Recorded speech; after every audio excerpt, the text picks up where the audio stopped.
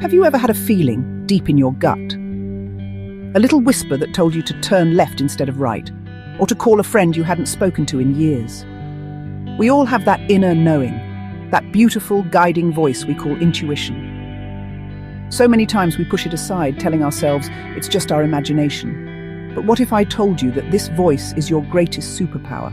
What if there were ways to turn up the volume on that intuition, to understand its language, and to let it guide you toward your most authentic life?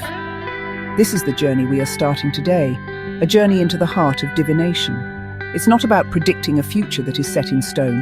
It's about discovering the power you already hold within. Let's be clear about what we're talking about here. Divination is not some spooky fortune-telling that lays out a fixed, unchangeable destiny. Life is not a movie you've already seen. You are the director, the writer, and the star of your own story every single day. Divination is simply a tool, a sacred practice that helps you connect with your deepest self, your higher consciousness, or whatever you believe is a source of wisdom and love. Think of it as having a conversation with your soul. It's a way to get clarity, to understand the patterns in your life, and to see the possibilities that lie before you, so you can make choices that are truly aligned with who you are meant to be. In this beautiful space together, we are going to demystify this ancient practice. We will explore the many forms divination can take, from the stories told through colorful tarot cards to the simple swing of a pendulum. We will look at how these methods work, not as magic tricks, but as mirrors reflecting your own inner wisdom back to you. More importantly, I'm going to share with you how you can begin this practice yourself, simply and with intention. You don't need to be a mystic or a psychic. You just need an open heart and a willingness to listen to the quiet, powerful truths that are already waiting inside of you. So what does it truly mean to divine? The word itself comes from a Latin root meaning to be inspired by a god or to foresee. But let's bring that down to earth. For us, it means seeking guidance. It's about asking the big questions. What is this situation trying to teach me? What energy do I need to embrace right now? Where can I find my strength? It's a practice of profound self-reflection, a sacred pause in our busy lives to check in with our inner compass. It's not about getting a command from the universe that you must follow. It is a dialogue, a dance between your questions and the symbolic answers that help you discover your own truth. The beautiful thing about divination is that there are so many ways to listen. There is a path for every kind of soul. Perhaps the most well-known tools are tarot and oracle cards. Tarot decks tell a story of the human journey through a structured set of 78 cards, each rich with symbolism and history. Oracle cards are more free-form, with each deck centered on a unique theme like angels, animals, or affirmations. When you pull a card, you're not just getting a random picture, you are being offered a message, a piece of a puzzle that your intuition knows exactly how to place. It's a visual language for your soul. Then there are other tools that speak in different ways. A pendulum, which can be a crystal or weight on a chain, answers your yes or no questions with its movements. It taps into your body's subtle energy responses, making it a very direct and personal form of guidance. Another ancient practice is using runes, which are small stones or tiles inscribed with symbols from an old Germanic alphabet. Casting runes is like reading a chapter of an ancient story, with each symbol offering wisdom on challenges and strengths. These methods are all about tuning into frequencies, just like you would tune a radio to find your favorite station, and the conversation doesn't stop there. Have you ever stared into the clouds and seen shapes, or gazed into the flickering flame of a candle and felt a sense of peace and clarity?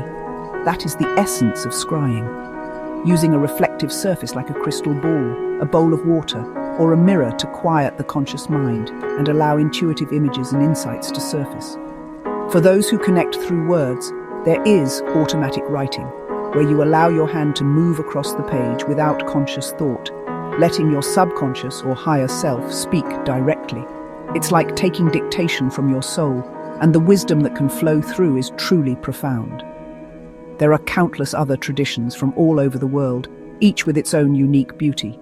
You may have heard of tasseography, the art of reading tea leaves left in a cup, or palmistry, where the lines on your hands are seen as a map of your life's journey and character.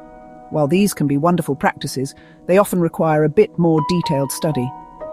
For those just beginning, the key is not to get overwhelmed by all the choices. The goal is simply to find one method that sparks your curiosity, one that feels like a friendly voice you'd like to get to know better. Your journey starts with a single gentle step. So, where do you begin this incredible journey of self-discovery? The very first step is the most important. Choose a method that calls to you. Don't worry about what's popular or what you think you should be doing. Walk through a spiritual shop or browse online. Does the artwork on a particular tarot deck make your heart sing? Does the simple, earthy feel of runes resonate with you? Are you drawn to the elegant dance of a pendulum? Your intuition is already guiding you. Trust that initial spark of excitement and curiosity. That is your soul saying, yes, let's start here. This is your personal journey, so your tools should feel like they belong to you. Once you have your chosen tool, the next step is to set a clear intention. This is not about demanding a specific outcome, but about creating a focus for your practice. Before you shuffle your cards or hold your pendulum, take a deep breath and ask for what you need. You might say silently, I ask for clarity around my career path, or please show me what I need to know for my highest good today. Setting an intention creates a sacred space for your practice. It's like dialing a number before you make a call. It tells your inner wisdom exactly what you are seeking and opens the line for communication to flow clearly and purposefully. Now, create your quiet space. This doesn't have to be a grand altar, but simply a calm, clean corner where you won't be disturbed. Maybe you light a candle, play some soft music, or hold a favorite crystal. This simple ritual signals to your mind and spirit that it's time to shift from the noise of the outer world to the peace of your inner world. This is your sacred time. Make it a regular practice, even if it's just for 5 minutes each day. Consistency is what builds the muscle of your intuition. The more you show up for the conversation, the clearer the connection will become, just like any relationship in your life. And here is the most vital piece of advice I can give you. Keep a journal. Write down everything. Note the date, your question, and what cards you pulled or what your pendulum showed you. Write down your immediate thoughts, feelings, and the images that came to your mind. Don't edit yourself. Just let it all pour out. Your journal becomes a living record of your conversation with your intuition. Over time, you'll be able to look back and see the patterns, the synchronicities, and the incredible accuracy of your own inner guidance. This journal will be the proof that helps you learn to trust yourself completely. And that trust, my friends, is where the real magic happens. As you embark on this beautiful path, it's important to walk it with wisdom and responsibility. Your divination tools are here to empower you, not to become a crutch. The goal is not to ask your cards what you should have for breakfast, or to consult your pendulum for every tiny decision. That gives your power away. True empowerment comes from using these tools to get insight, and then using that insight to make your own conscious, confident choices. You are the ultimate authority in your life. Divination is the wise counselor, but you are the queen in your kingdom. Always remember that. Another essential guideline is to respect boundaries. This means focusing your readings on yourself. It is not ethical or helpful to try to divine about another person's life without their explicit permission. You wouldn't read someone's private diary, and in the same way, you shouldn't try to peer into their energetic or spiritual life. Your journey is about your own self-discovery and your own path. Use your tools to understand your role in a relationship or a situation, but always bring the focus back to what you can control, your own thoughts, feelings, and actions. This practice keeps your energy clean and your intentions pure. It's also crucial to practice discernment. Not every message you receive will feel right, and that's okay. Sometimes our fears or wishful thinking can color the interpretation. This is where your gut feeling comes in again. Does the guidance feel expansive, loving, and empowering? Or does it feel limiting, fearful, or controlling? Your intuition will always guide you toward love and growth. Learn to sit with the information and see how it resonates in your body. If a message feels off, it's perfectly fine to set it aside and ask for more clarity later.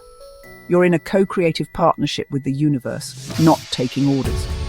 Ultimately, divination is a sacred, lifelong journey of coming home to yourself. It is a beautiful way to remember that you are never truly alone and that you hold an ocean of wisdom within you. It's a path of self-love, self-trust, and profound connection. It's about learning to dance with the mystery of life, guided by your own inner light. The more you practice, the less you will need the external tools, because their true purpose is to teach you the language of your very own soul. So, which of these beautiful methods is calling to your heart? I'd love to hear what sparks your curiosity. Remember to like and subscribe to Alice One so you never miss any of our mystical content. Perhaps next time we can dive deeper into the gentle swing and wisdom of the pendulum.